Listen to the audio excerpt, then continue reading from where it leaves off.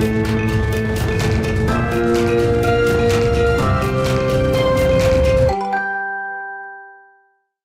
suis en compagnie de Paul Lemel, RSSI chez Lactalis. Bonjour Paul, merci d'être avec nous. Bonjour pour Delphine. partager votre témoignage. Qu'est-ce qu'il a de particulier cet événement, les Assises ? Alors les assises pour moi c'est la seule occasion que j'ai dans l'année de retrouver tous mes fournisseurs, mes confrères pour aller échanger, discuter de cybersécurité et des différents sujets qui me préoccupent et qui les préoccupent aussi. Ce qui me permet de prendre un peu de hauteur par rapport à ma vie quotidienne et de voir ce que font les autres, ce qui est parfois assez inspirant. Voilà. Et vous y avez passé 3 jours sur cette édition ? Alors j'ai passé 3 jours sur cette édition, mais j'ai en plus la chance d'avoir pu participer au Before, qui nous permet là en plus de travailler ensemble sur un certain nombre de sujets, qui donne d'ailleurs lieu à un livre blanc, qui est en général publié pour la communauté.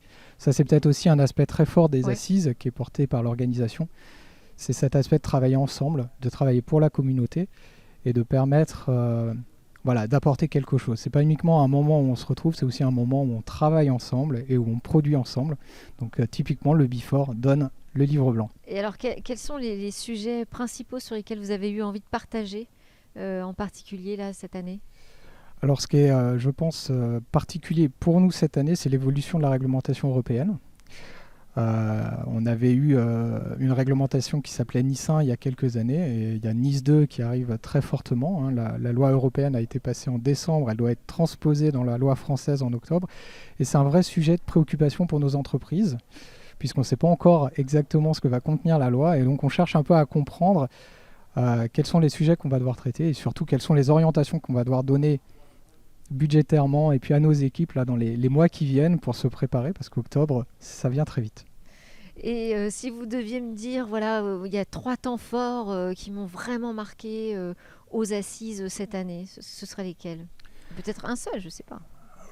Je ne sais pas si j'en aurais 3. Ce qui est certain, c'est qu'il y a un temps fort très important des Assises, c'est la plénière d'ouverture, puisque chaque année, on a la chance d'avoir une intervention de l'ANSSI qui est toujours très attendue, et on attendait tous Vincent Strubel justement sur NIS 2 et sur les orientations de l'ANSSI pour l'année qui vient. Donc ça, c'était très intéressant. Et puis la participation d'Europol, etc. sont des moyens aussi là de prendre de la hauteur pour nous, de découvrir comment finalement l'Union européenne s'organise pour lutter contre la cybercriminalité. Ce sont des choses qu'on ne voit pas forcément comme RSSI, même si on porte plainte, etc. On n'a pas toujours la vision des forces de l'ordre.